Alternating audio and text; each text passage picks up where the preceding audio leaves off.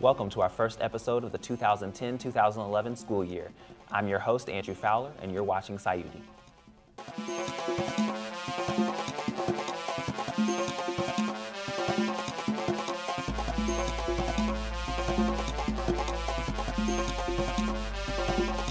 From the depths of the rivers to the waves of the ocean, let Sauti be your voice and your choice of emotion. Lights, camera, action, pure satisfaction, straight out of Athens. Let's make it happen. Open up your mind and open up your soul, and then you will know that Sauti is your show. From the music, the life, the dancing, and the fashion, you already know that we're going international. Oh yeah, let Sauti be your voice. Oh yeah, let Sauti be your voice there. There's no other choice, let Sauti be your voice there. There's no other choice, let Sauti be your voice. Today's episode is focusing on gender issues that affect Ohio University students. Sauti is taking a look at the LGBT presence on Ohio University's campus and gender stereotypes. We will also be hosting our annual Battle of the Sexes, where men and women will be discussing their differences. To start, I've invited two people who've agreed to share their experiences on Ohio University's campus being gay and bisexual. First, I have Jamila Orso. She's a junior, a creative writing major, and she's from Cincinnati, and she's bisexual. And I also have Micah McCary, who is an OU alumnus and is a residential housing coordinator in James Hall, and he's gay. Thank you guys for joining with us. How are you guys doing today? Great, thanks. Awesome. It's October, which is LGBT History Month, a time where we learn about the history of gay rights and the results from those achievements. National Coming Out Day is also in this month. Unfortunately, while these events are supposed to bring about tolerance and pride, the national news headlines suggest something different. In recent weeks, we've seen six teenagers have committed suicide due to anti-gay harassment. There's been a surge of support for their families and for the teens' memories. But my question is, where do you think this anti-gay sentiment comes from? We'll start with Jamila. I think it comes from how people are raised. People don't come out of their womb saying, I hate people. Hate isn't born. It's taught through the generations.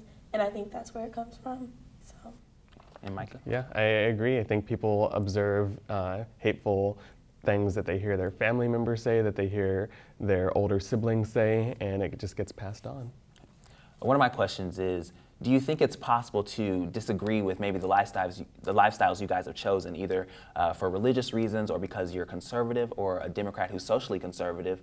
Is it possible to disagree but also still be tolerant? If you aren't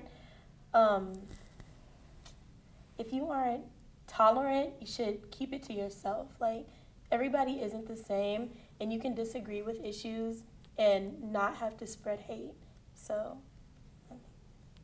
What about you, Micah? I probably have a harsher stance on that because I think tolerance makes me think of like things you really don't want to deal with, but you put up with because you have to. Like, you tolerate a vegetable that somebody put on your plate and you have to mess with it or something like that. But no, I think that since it's not other people's place to agree or disagree with anything other than what they're doing, then I am not a fan of people who choose to separate and use statements like as long as it's not in my face or do what you want, I don't have to agree with it, like that sort of thing. So. Kind of switching more of a focus towards you guys now, what are terms that you find are acceptable and unacceptable? We'll start with Micah. I think all the terms are acceptable. It's all about how they're used. So even just like the N-word, the F-word could be used in group, but if you've got someone yelling at you at the street, you know that that's not coming from a positive place. So I usually use the word gay, but if someone was using it in a derogatory way or a way that I knew that they were being judgmental about it, then that wouldn't be okay. One word I'm thinking of specifically is fag. Mm-hmm. What about that? Is that okay in any situation to be used? I would say it's better, just like the N-word, never to use it because it perpetuates a word that is most commonly used as a derogatory, offensive word. But I think just like the N-word is sometimes used within the Black community, sometimes the F-word would be used within the gay community. And then for Jamila, how was it coming out? Who did you come out to first, and what was the most difficult part, do you find?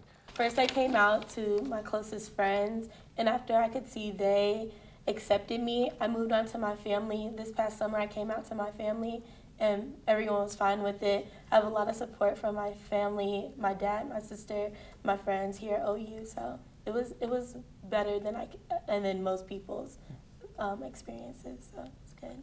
What about you, Micah?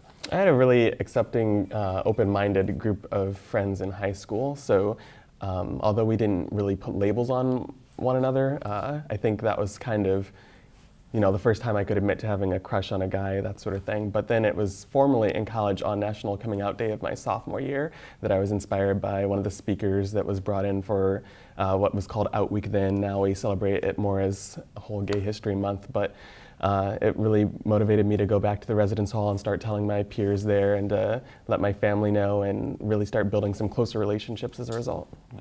Have you guys experienced any hateful attitudes, hateful actions, really anywhere throughout your life, but specifically on OU's campus? Jamila? I haven't. OU's campus is very accepting.